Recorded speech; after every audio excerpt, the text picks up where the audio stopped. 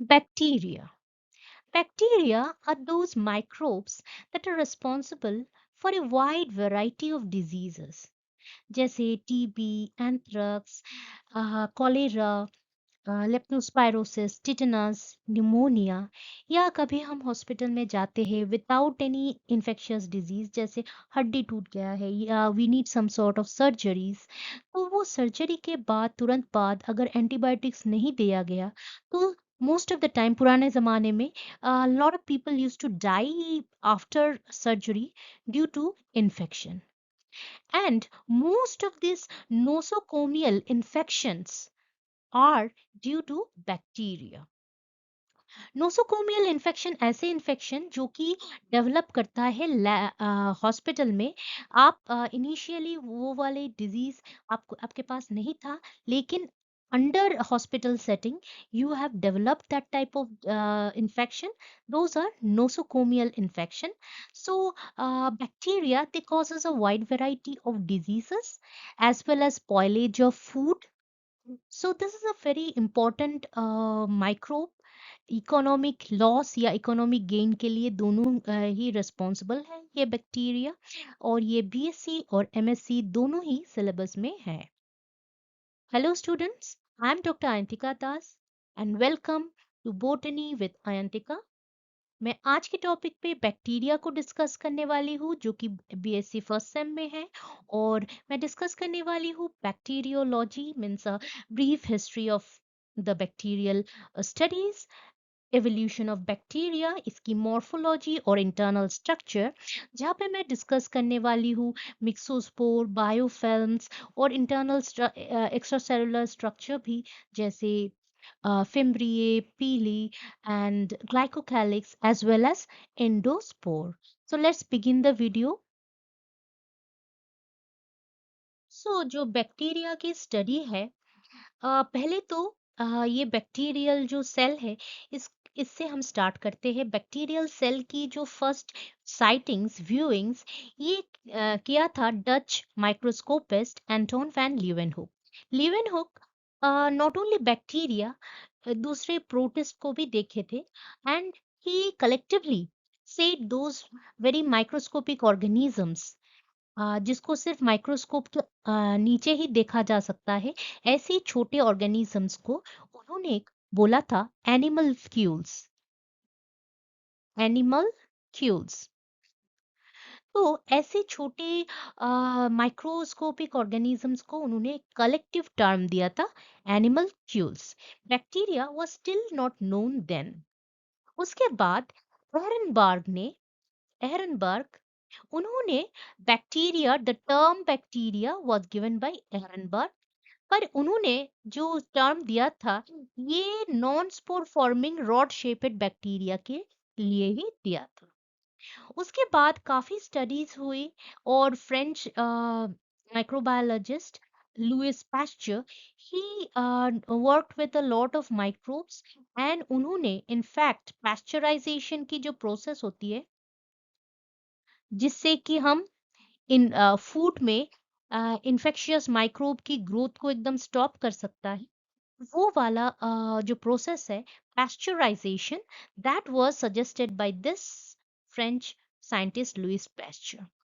उसके बाद Robert Koch ने भी बहुत बड़ी एक डिस्कवरी की है, specially this germ theory where he have studied many microbes, especially bacteria like cholera bacteria, anthrax bacteria, tuberculosis. Because at that time, many people were dying due to cholera, cattle were dying due to anthrax, और TB तो most widespread disease थी कि एक बार किसी को TB हो जाता है तो usually people died of it.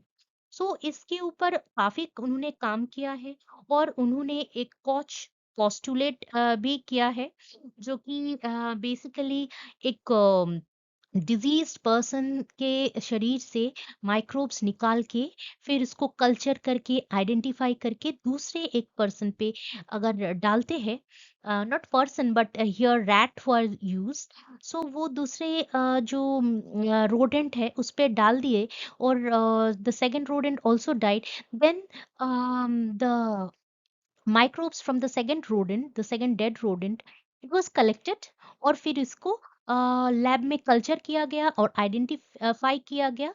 तो that was the whole step was called Koch's postulate. और उसके बाद उन्होंने एक कंक्लूजन निकाला, that is the germ theory, और जिसकी वजह से उनको नोबेल प्राइज भी मिला। And his germ theory that was uh, that was supported by two doctors who were working in the hospital, and they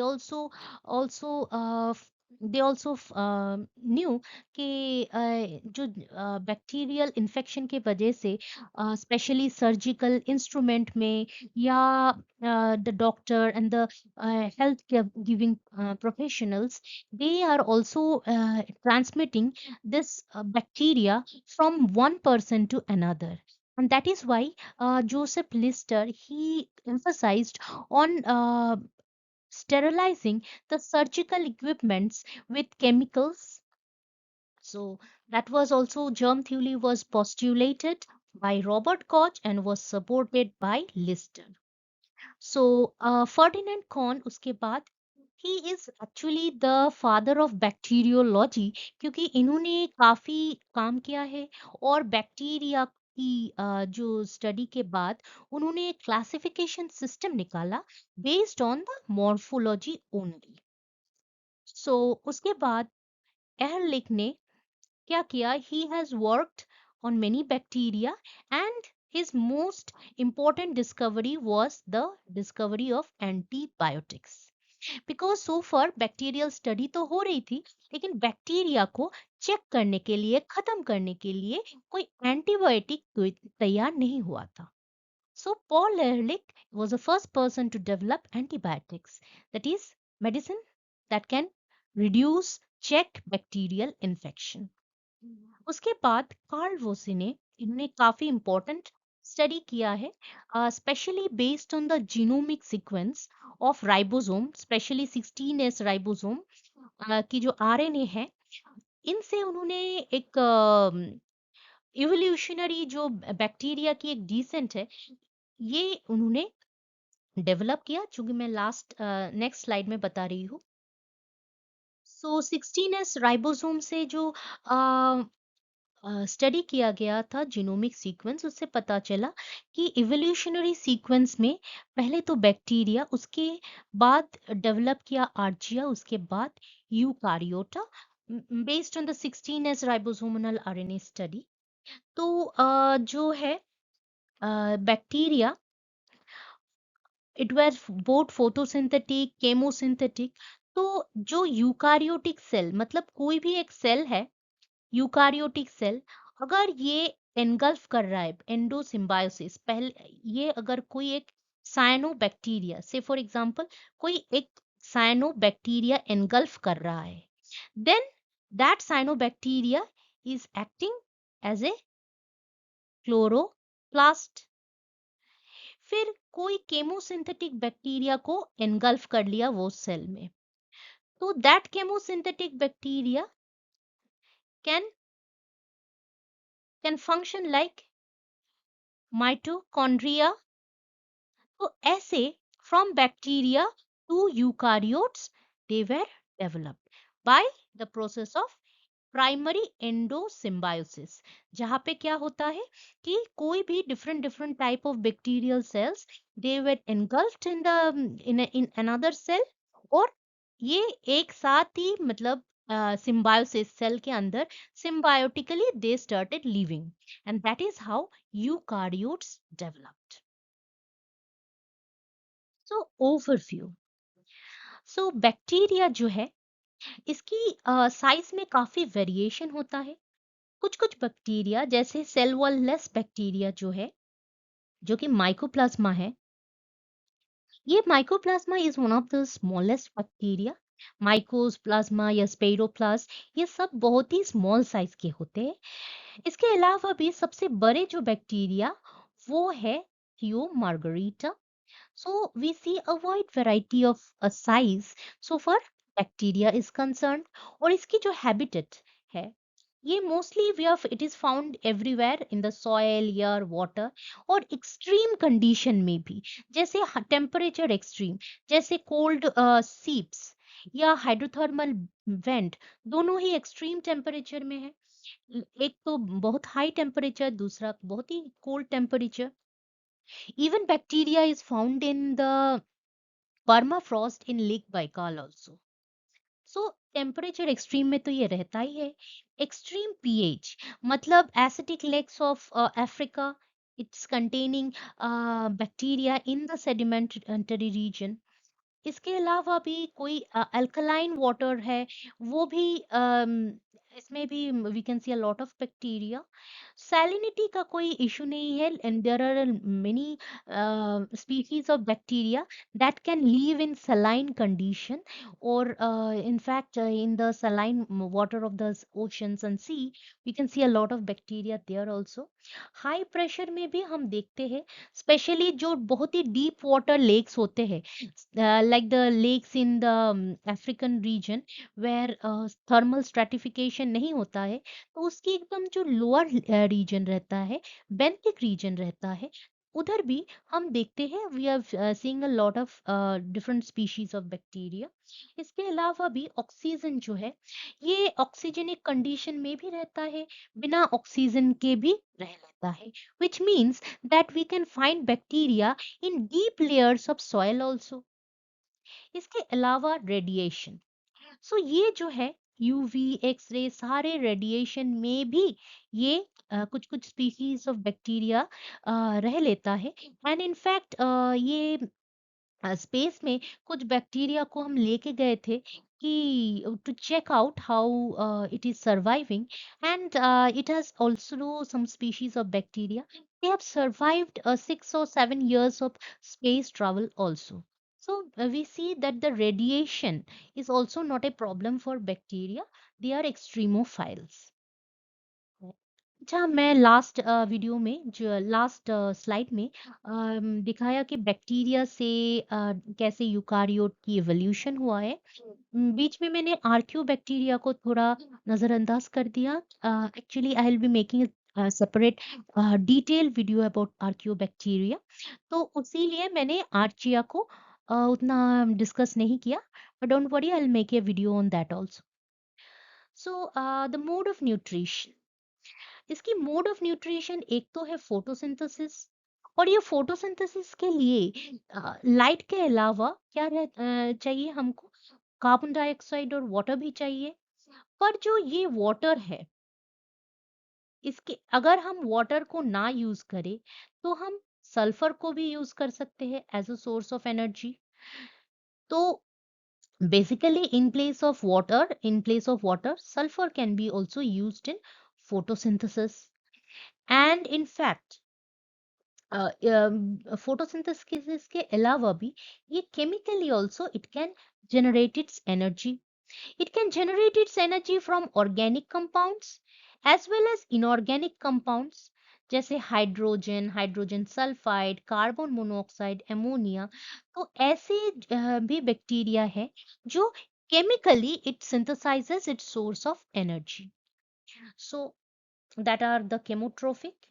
केमोट्रोफिक में अगर इनऑर्गेनिक सोर्स से है तो हम उसको बोलते हैं लिथोट्रोपिक बैक्टीरिया, या अगर ऑर्गेनिक सोर्स से ही अपना फूड निकालता है तो that is called the organotrophic bacteria. इसके अलावा भी बैक्टीरिया कैन लीव सिम्बायोटिकली, जैसे हमारे इंटेस्टाइन में, हमारे गट में जितने भी बैक्टीरिया है, दे derive their energy from the leftover food that we have, and also, these diazotroph, the nitrogen fixing bacteria that are found in the legumes as well as other plants also. Frankia जो है ये non leguminous plant में nodule बनाता है, एक symbiotic relation with the roots of the plant where bacteria क्या करता है, नाइट्रोजन फिक्स करता है, और the plant in turn gives food to it. So ऐसा symbiotic relation रहता है। या parasitic, we are very much aware of the parasitic relation, क्योंकि most of the human diseases we are very much concerned about these diseases, so these are caused by the parasitic bacteria. For example this tetanus, plague, TB, leprosy. अब देखते हैं इसकी morphology externally ये कैसा दिखता है। तो based on shape we can say bacteria can be spherical, जिसको हम बोलते हैं कोकाई। अगर सिंगल कोकाई है तो इसको कोकस बोलते हैं, या अगर दो एक साथ है तो हम इसको डिप्लोकोकस बोलते हैं। और अगर ऐसे ग्रेप्स के बंच जैसा है तो हम उसको स्टेफाइलोकोकस बोलते हैं। और ये जो स्टेफाइलोकोकस है, that is responsible for most of the nosocomial diseases that develop in the hospital settings, especially from the surgical instruments and all. तो अगर चार एक साथ रहते हैं तो इसको हम टेट्राड बोलते हैं। और अगर बहुत ज्यादा है इसको सरसिना भी कहते हैं। अगर एक लंबा सा चेन जैसा बनाता है तो इसको हम बोलते हैं स्ट्रेप्टोकोकाई। तो ये तो कैसे सर्कुलर स्पेरिकल जो बैक्टीरिया है वो कैसा, उसकी एग्रीगेशन कैसी रहती है। अगर ये रॉड शेपेड बैक्टीरिया है तो उसको हम बैसिली बोलते हैं। और हम देखते हैं इसकी एग्रीगेशन कैसी होती है। अगर दो एकदम एंड टू एंड लगी हुई है तो we can say these are diplobacilli. अगर बहुत सारे एंड टू एंड एकदम चेन फॉर्म कर रहा है तो वी से स्ट्रेप्टोबैसिली।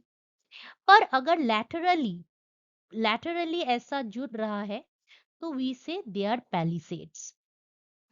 इसके अलावा भी apart from the cocci as well as the bacillus, अगर बैक्टीरिया थोड़ा ऐसे कर्व्ड होता है तो उसको हम बोलते हैं विब्रियो, या कॉमा शेपेड भी होता है, कभी कभी थोड़ा स्पाइरल होता है ऐसा, तो इसको हम बोलते हैं स्पाइरिला।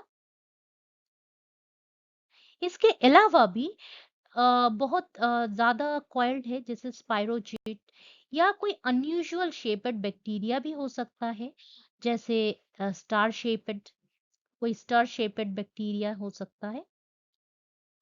तो based on morphology and their aggregations, अब देखते हैं कि बैक्टीरिया जो है, ऐसे तो ये it prefers living separately, but कभी कभी होता है कि it starts a colonial form due to certain environmental limitation। अगर कोई लैब सेटिंग में कोई एक बैक्टीरिया है तो पेट्री डिश में ये थोड़ा थोड़ा गैप में ग्रो करता है। तो जब न्यूट्रिएंट कंडीशन बहुत ही अबंडेंट न्यूट्रिएंट है तो it has finished its growth stage, then it will send out certain signals outside the body of the cell. और ये जो सिग्नल भेज रहा है, from one bacteria it will travel through the media to another bacteria, और वो दूसरे bacteria जो वो रिसीव कर रहा है that will receive the information। ये chemicals एक form of information।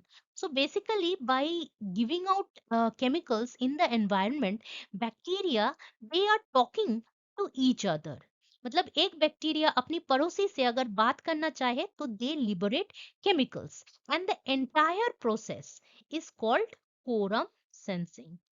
ये कोरम सेंसिंग काफी इंपॉर्टेंट है, क्योंकि जैसे कोई भी मीडिया में या हमारे बॉडी में न्यूट्रिएंट काफी ज्यादा है तो बैक्टीरिया ये कोरम सेंसिंग से डिसाइड करते हैं कब अटैक शुरू करना है, that is when to start pathogenesis.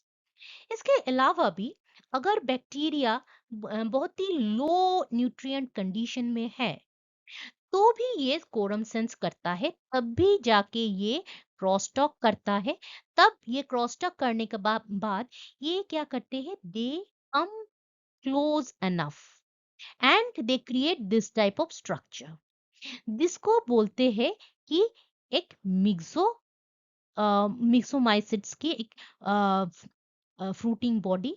तो ये फ्रूटिंग बॉडी में बहुत सारे बैक्टीरिया जो है एकदम साथ साथ है।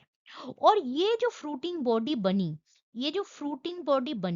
इसमें क्या होता है, थोड़ा डिफरेंशिएशन चालू हो जाता है।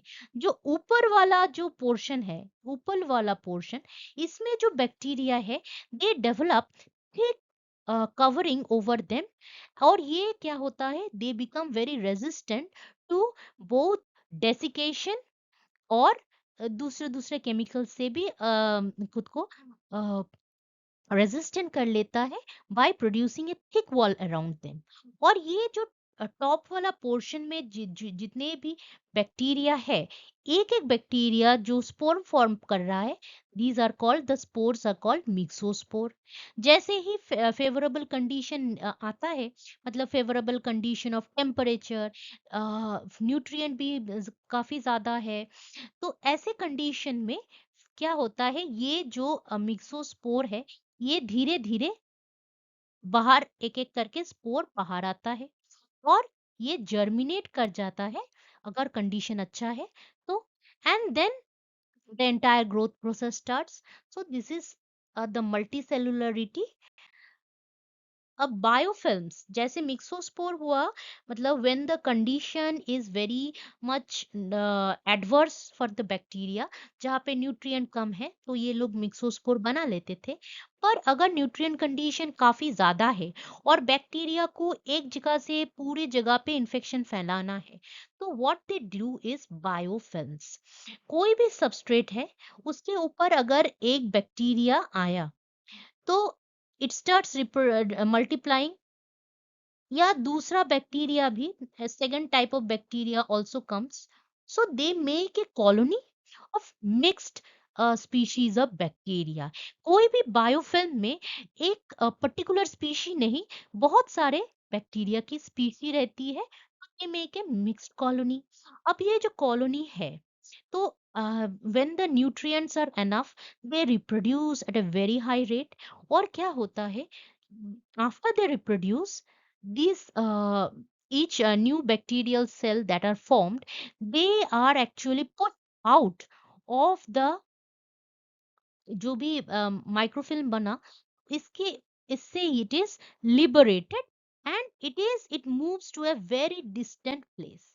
सो पहले तो अटैचमेंट होती है बैक्टीरिया की, फिर क्या करता है, वो रिप्रोड्यूस करके अपना जो है नंबर बढ़ा लेता है। फिर क्या होता है, एक एक्स्ट्रा सेलुलर जो प्रोटीन्स, अमाइनो एसिड्स, वो सीक्रेट करके ऐसा कुछ एक मैट्रिक्स बना लेता है।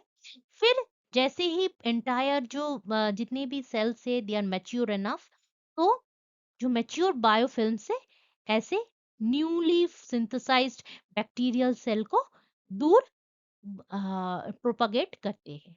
सो this is how the biofilm works. And this biofilm, ये सिर्फ सर्जिकल इंस्ट्रूमेंट पे नहीं, ये कभी कभी लैब सेटिंग में भी डेवलप कर जाता है on the top of all the lab equipments. That is why before use of equipments we should always autoclave them, and after autoclaving what we do is we keep it in the sterilized condition by wrapping it with aluminium foil, या कोई भी ऐसे sterilised UV radiation वाला room में rack में रख देते हैं।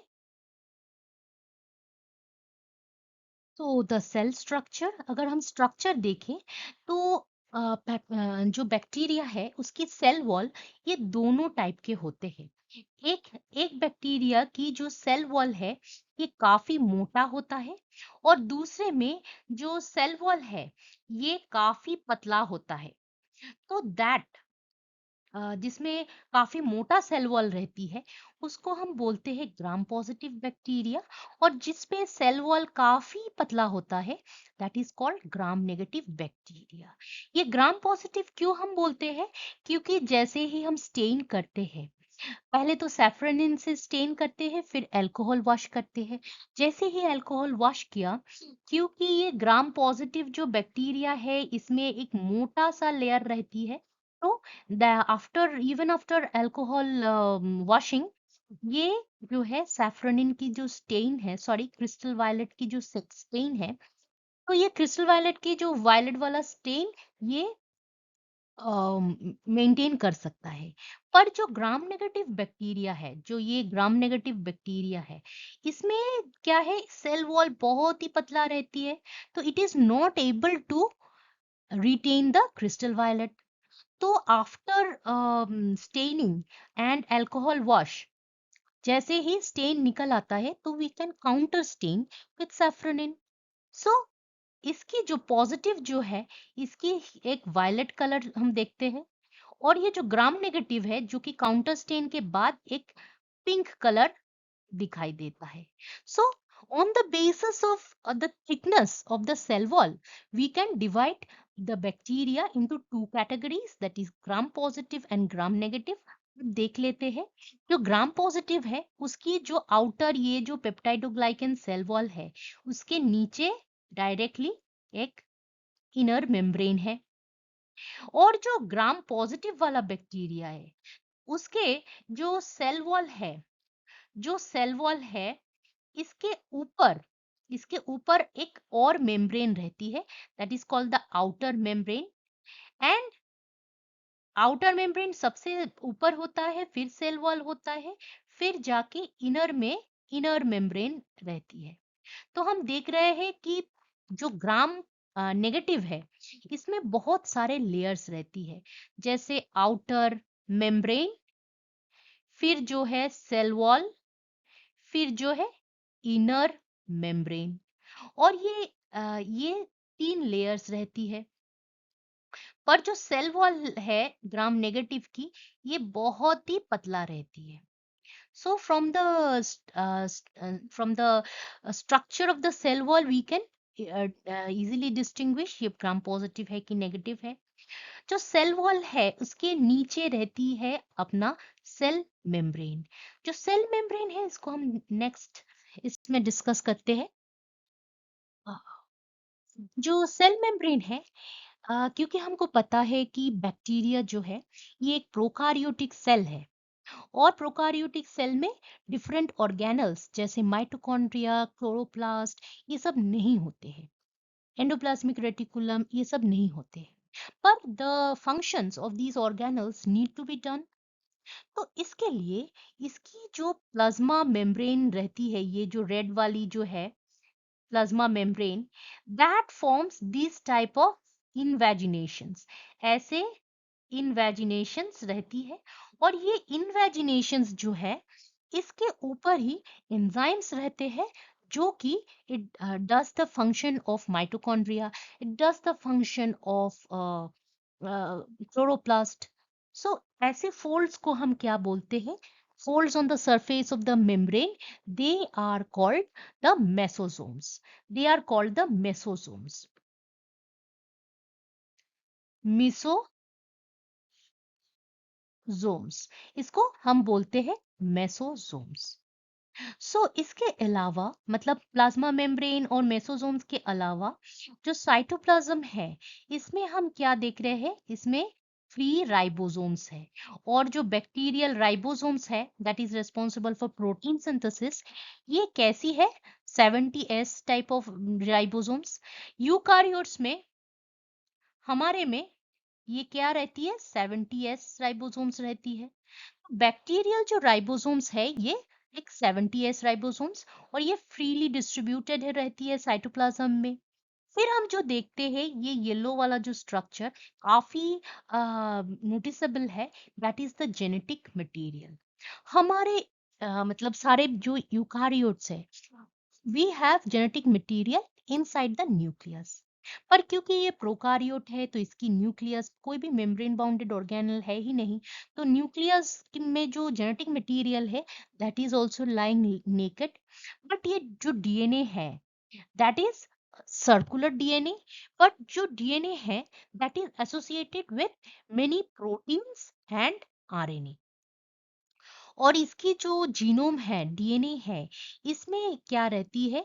इसकी जो GC content that will depend कि ये ग्राम पॉजिटिव है कि ग्राम नेगेटिव. जनरली जो ग्राम नेगेटिव बैक्टीरिया है जिनमें क्या सेल वॉल काफी पतली रहती है लेकिन दूसरे दूसरे लेयर्स बहुत सारे रहते हैं, तो that gram negative will have a low GC content in their genome. और जो ग्राम पॉजिटिव मतलब जिसपे जो सेल वॉल मोटी सेल वॉल रहती है, मोटी पेप्टाइडोग्लाइकन सेल वॉल रहती है, that gram positive will have a very high GC content in their genome. इसके अलावा भी हम सेल में बहुत सारे इंक्लूशंस देखते हैं. जो साइटोप्लाज्म है, साइटोप्लाज्म ये वाले, इधर बहुत सारे स्टोरेज टाइप ऑफ ग्रैन्यूल्स हम देखते हैं. और ये स्टोरेज ग्रेन्यूल्स जो है ये डिपेंड करता है, मतलब अगर फूड मैटर है, या कोई कोई किसी किसी में रहता है कि इट कंटेन क्लोरोप्लास्ट की जो एंजाइम्स, फोटोसिंथेसिस के एंजाइम्स रहते हैं, दैट इज रूबिस्को। जो तो वो प्रोटीनेशियस इंक्लूशंस जहाँ पे रूबिस्को रहती है, मतलब फोटोसिंथेसिस वाला जो एंजाइम रहती है, दैट इज कॉल्ड कार्बोक्सिसोम्स।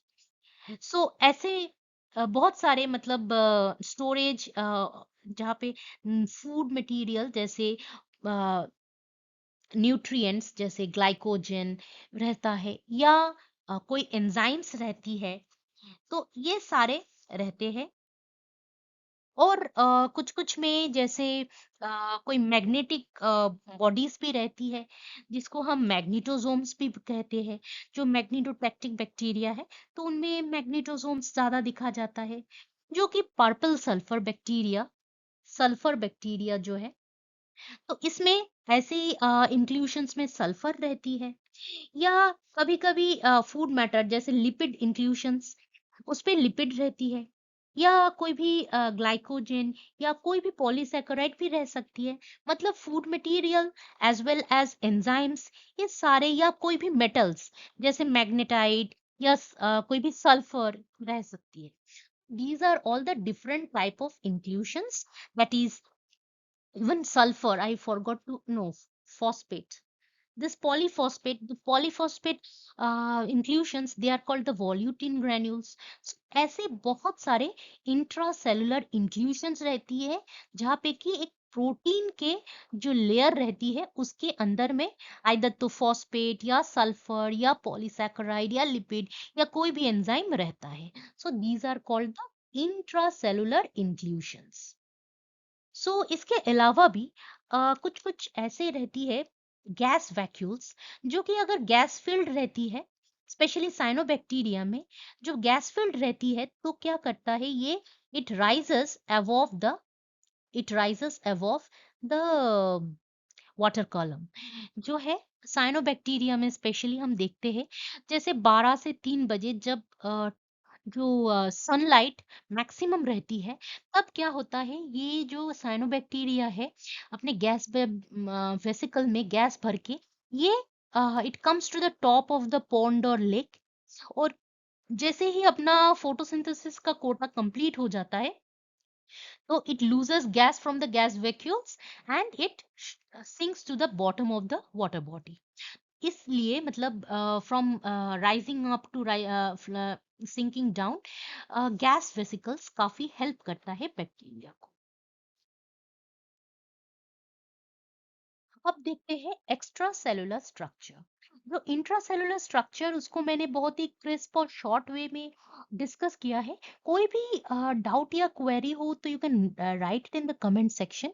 मैं डिटेल में उसके बारे में वीडियो बना लूंगी, पर as video is getting long, so I have just made it very short. So extracellular structure जो है, हम फर्स्ट देखते हैं फ्लैजिला। ये कोई एक बैक्टीरियल सेल है। तो इलेक्ट्रॉन माइक्रोस्कोपिक जो इमेज है, इसमें हम देख रहे हैं ये जो लंबा वाला एक्सटेंशन है, दैट इज फ्लैजिला। एंड ये फ्लैजिला जो है, कोई भी बैक्टीरिया है, तो इसकी एक साइड में एक फ्लैजिला हो सकता है, या दोनों साइड में फ्लैजिला हो सकता है, या जो है फ्लैजिला एक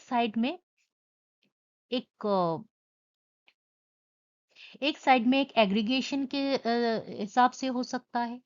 तो flagella, the number of flagella depend upon the species of bacteria।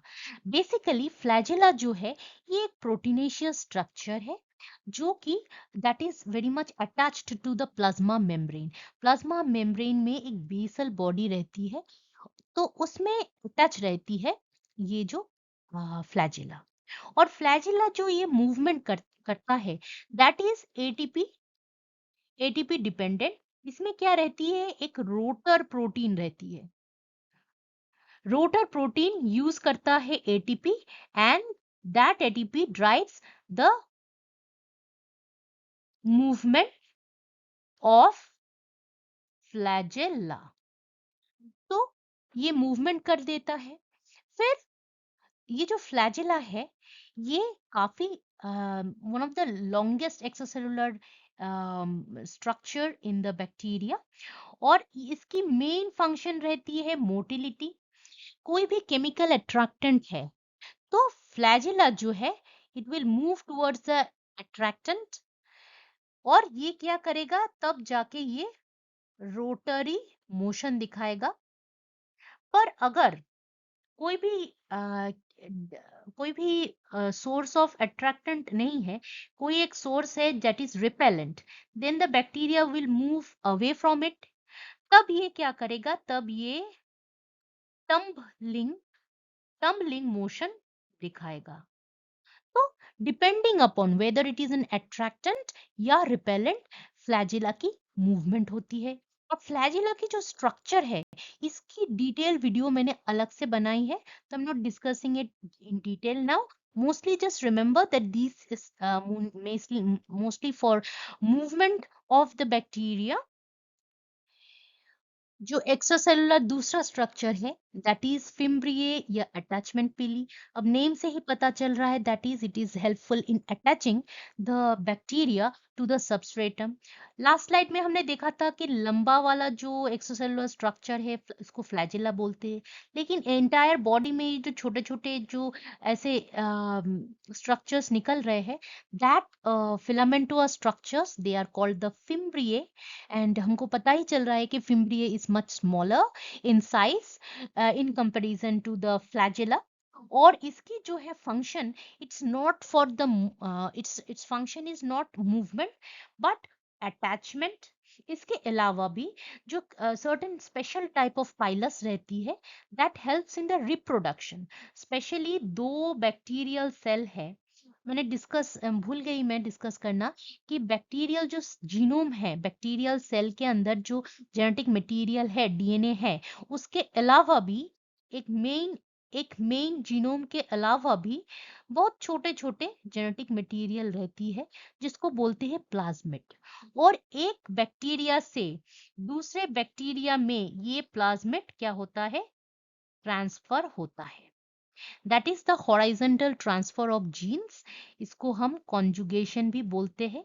और ये कॉन्जुगेशन करने के लिए कौन सा ऑर्गन रिस्पॉन्सिबल है, that is the pilus. Specially जो पाइलस कंजुगेशन में हेल्प करता है उसको कॉन्जुगेशन पाइलस पिली या सेक्स पिली बोलते हैं। तो we see that for attachment, for reproduction, fimbriae या पिली इज रिस्पॉन्सिबल। इसके अलावा भी एक स्पेशल टाइप, हमको पता है कि 4 टाइप की पिली होते हैं, तो टाइप 4 पिली जो है that is responsible for generating movement also. इसकी डिटेल मैंने अलग सी वीडियो बना के रखी है, तो just go to that video and watch because the video is already getting very long. जो ग्लाइकोकैलिक्स है, तो जो बैक्टीरियल सेल है, इसके बाहर जो एक्स्ट्रासेलुलर एक फ्लैजिला रहती है, बहुत सारे पीली रहती है। इसके अलावा भी अगर हम सेल वॉल देखेंगे बैक्टीरिया की जो सेल वॉल है, इसके ऊपर एक मोटा सा ग्ल- एक प्रोटीनेशियस लेयर रहती है। ये प्रोटीनेशियस जो लेयर है that is protective in function.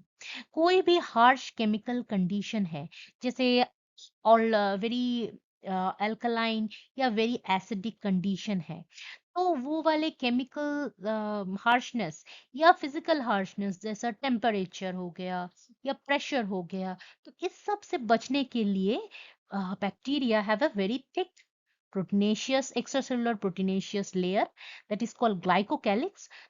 जो कि दो टाइप के होते हैं।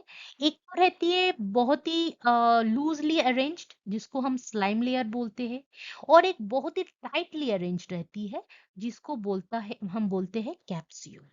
So based on their compactness या order, glycocalyx is two types. एक तो रहती है स्लाइम लेयर, दूसरी कैप्स्यूल। तो ये जो है glycocalyx, it is for physical protection.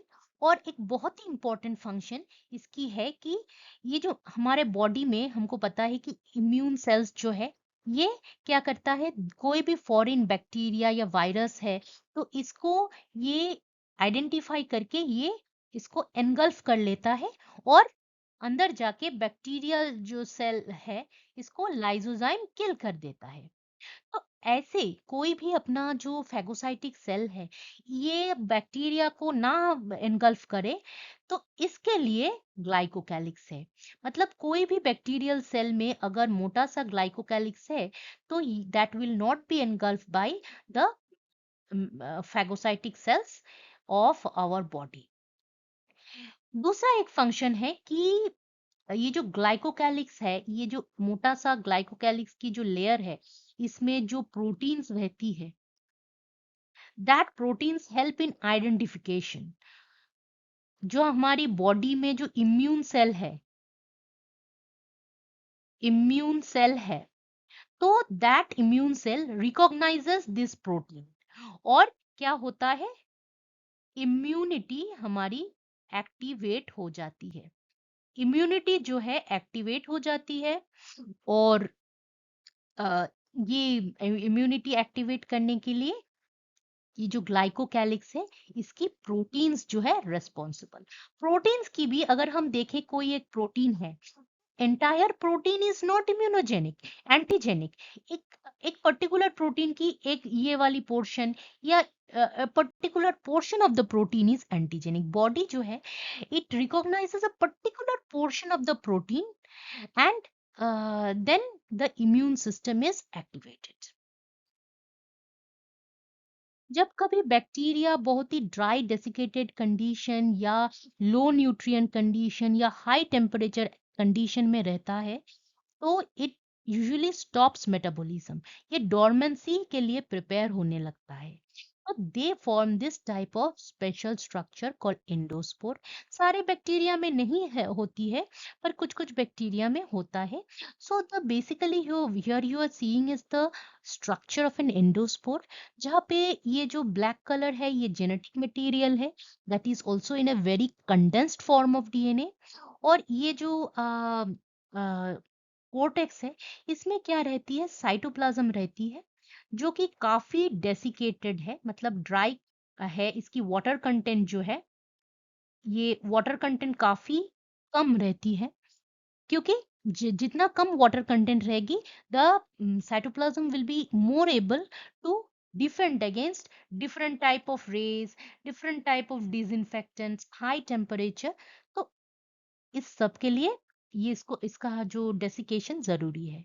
इसके अलावा इसकी जो इतनी मोटी सी एक स्पोर कोट रहती है, फिर उसके ऊपर एक्सोस्पोरियम रहती है, तो ये दोनों जो है that are protective against UV rays, against this gamma radiation, against detergent, specially anionic cationic दोनों डिटर्जेंट से ही भी ये बचाता है, डिसइंफेक्टेंट से, हाई टेम्परेचर, लो टेम्परेचर या काफी प्रेशर से, या इवन वैक्यूम एंड एंटीबायोटिक्स, ये सारे कंडीशन से endospore is protected because of this, thick exosporium and coat layer. Endospore की मैंने डिटेल वीडियो बनाई है, तो just go to that video and you can watch those videos, जहाँ पे मैंने डिटेल में बताया है ये सब। अभी तो वीडियो काफी लंबा हो रहा था, तो मैंने थोड़ा छोटा करने के लिए इसको बहुत ही क्रिस्प वे में बताया। If you like my video, please do hit the like button. Please share it with your friends and please do subscribe. कोई भी डाउट एंड क्वेरी है, you can write it in the comment section. मैंने ये जितने भी सब part थे उसके अलग अलग से वीडियो बनाए हैं, so don't worry, just go to that video and watch those videos in detail. Thanks again for watching.